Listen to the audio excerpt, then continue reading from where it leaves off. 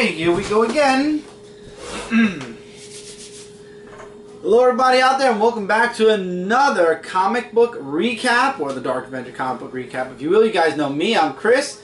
Mike's behind the camera because we're doing digitals first as always. Hello. Ironically though, we do have 6 books physically apiece. But first, we're going to recap the books. And Michael, what Wednesday did we have these books this week? These books came out the week of September 23rd, 2015. September 23rd, we have a 5th Wednesday coming, so week 309 will be starting up. This recap is actually a day early, so week 309 will begin Wednesday. I'll probably have the intro up late Tuesday night instead, so look forward to that. And now let's get into the books. We got a nice amount of books this week, so let's start digitally. Mike, what do we got? Okay, the first one from Zenoscope, we have Death One Shot. Really interesting book. It talks about the main character, and I'm looking forward to the I'm moving myself a little bit for you. Go ahead, keep going. The Tales of Terror Volume 2. That's going to be coming out really soon. Legends of the Geomancer, issue number 3 from Valiant. Well, it's Legend of the Geomancer. Yeah. It was a little iffy for this one. I'll look into the next one, just see if it gets more interesting or not. Hacktivist Volume 2, issue number 3.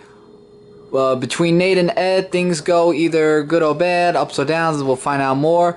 John Carter, Warlord Mars, issue number 11. Excellent issue. A really excellent issue, and definitely looking forward to reading more. The Shrinking Man, issue number 5. Another excellent issue. Yeah, this was another excellent issue about the main character, and size does matter in this issue. That's all I'm going to say for that. Buffy the Vampire Slayer, issue number 19. Season 10, issue 19. Excellent book. I really enjoyed the story. Giles gets to be an adult for the day.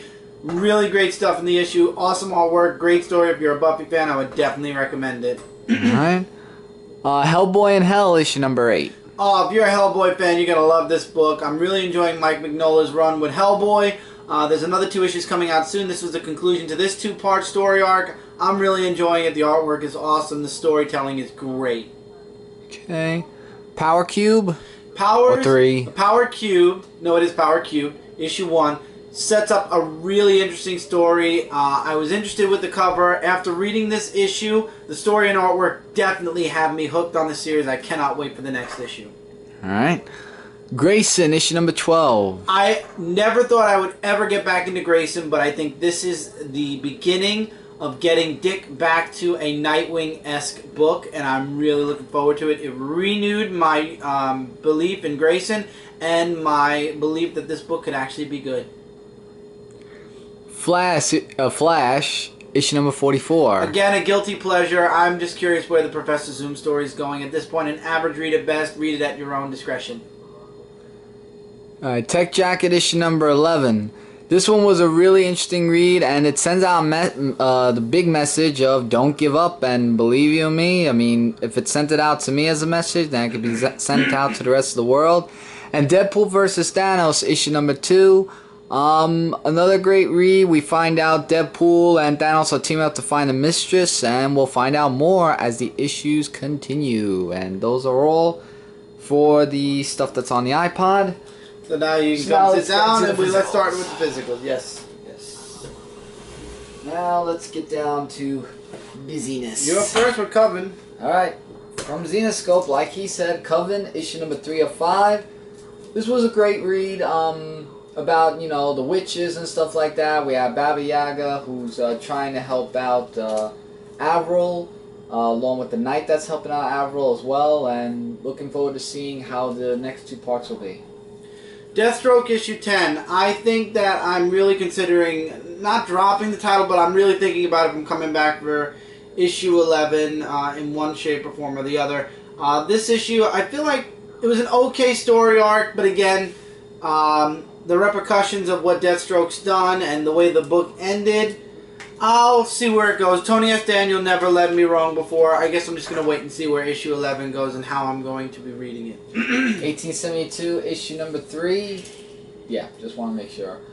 Steve Rogers is dead. We now have Redskins, who is behind the law now, and we also have a little fight scene or a shoot scene between Redskins and Bullseye.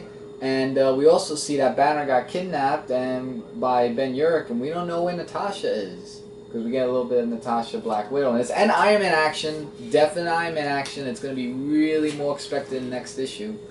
I still believe that Marvel has no clue how to end these Secret Wars books. Years of Future Past, issue number 5. The story kind of...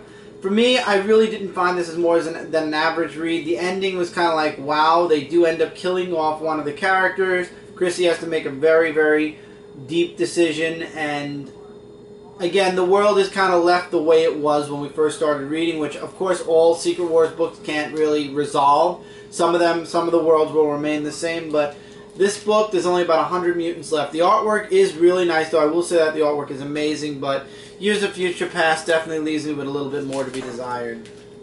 Battleworld Runaways, issue number 4, the concluding issue to this. We see that Santa joins the team and has a little bit of a love interest for Jubilee, which I thought was pretty interesting. And we also have Bucky, who actually turns good by letting the Runaways go and not, keeping them hostage, which I thought was actually something Bucky should do as a hero instead of an anti-hero.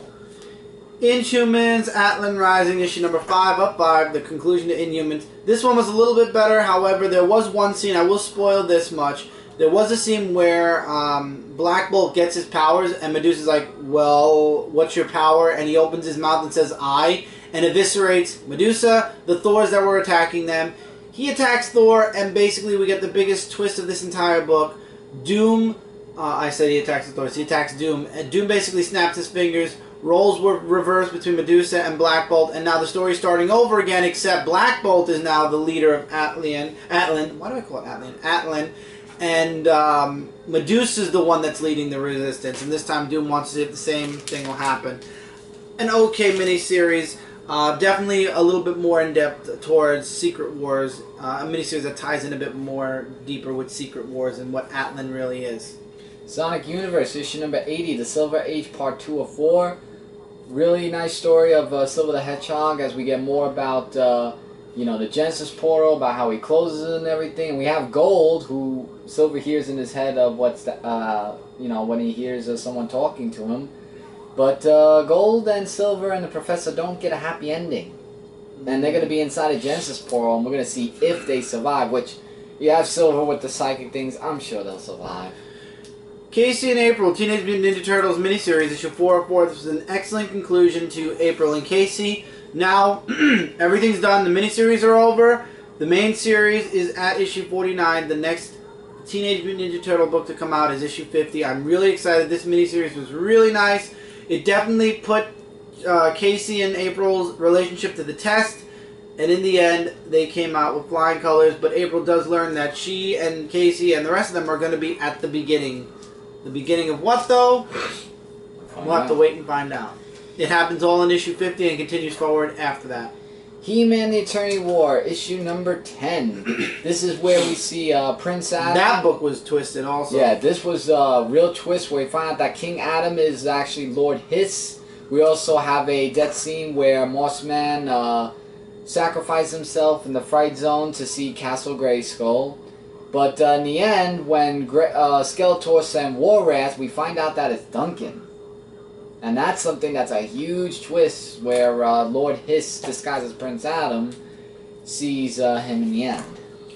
Sinestro issue 15. Sinestro has hired Lobo to basically eliminate any of the Lanterns except for Saint Walker, who he brings to Sinestro. By the end of the book, the artwork is very good, by the way. By the end of the book, we find out exactly how dark Sinestro is becoming again. So Sinestro's moving out of that anti-hero category and going back into the villainous category. DC is definitely... This is the best Lantern book out there right now. Let's leave it at that. Alright. Last from me, from Valiant, best book of the week has got to go to Book of Death, issue number 3 of 4. The artwork and the story is excellent. The Gilead story where Tam is still reading the book. The corrupted one, David, is trying to find where the girl is. And now Gilead wants to destroy the corrupted one that always interferes. And we get more of the book about the Geomancers and stuff like that. And this was just really like all over the place. And I'm really pumped up to see how the next issue is going to be like. Look at Death is an excellent event. I know. I really wish it came out soon. I gotta wait next month. Alright, George A. Romero's Empire of the Dead, Act 3, Issue 5, another grand finale. The series is over. This was a really, really, really great series. I would definitely recommend reading all 3 acts in trade. Sometimes it focused a bit too much on the vampires and not as much on the zombies and the characters that you wanted it to focus on more, like Penny and Paul. But when it did go on those characters, the book really shined the most, especially with Xavier, who is a zombie slowly becoming human again, or slowly being able to use her brain again. So the zombies are sort of kind of coming out of being zombies, if it makes sense. This is a great series. I would love to see a follow-up series by George A. Romero in the future. Hopefully we will get one day. I'll even settle for an Act 4 years later for Empire of the Dead if we get that in a year or two. I really enjoyed that. And with that, that's it for week 308. 308 is officially now done. Yep. We are now looking forward to week 309. Lots of really great books coming. Week 310, however, I would like to throw this out there a week early. Week 310 begins the all-new, all-different Marvel. Now, it's a very short amount of books, a very small amount of books for the first week. We will be going to New York Comic Con. On this channel, expect videos of New York Comic Con this year because I will be able to go all 4 days. On your channel, my channel. On my channel, on Mike's channel, and of course the interviews as always on Comic Frontline. Yes. So we're going to have 4 days worth of coverage to show you guys. It's going to be a lot of fun. Well, you might go 4 days. I'm going to try to get Saturday and Sunday. Right. Depending on my work schedule, crossing fingers. But I think I should get it. Yes. So look forward to a lot of really great stuff coming your way soon. As always, there are links in the description below connected to sites that are connected right here to Dark Avenger C86. The blogger is going to be built up soon, and there will be an update video when the blogger is 100% ready. As far as Twitter, Instagram, and Facebook, all of the important messages are posted there. Always, if there's ever something to mention in between videos, or an announcement about a video, or an announcement about a live show, it'll be on Twitter or Facebook. And Instagram always gets those pictures. Yeah, and speaking of live show, don't forget to check us out tomorrow or today. That's on right. Tuesday. Tuesday, 9:30 p.m. Eastern Standard Time on Comic Frontline for Frontline Live episode 76. Yep. We are slowly approaching 76. episode 100. Finally, we will make it to a triple-digit live show series.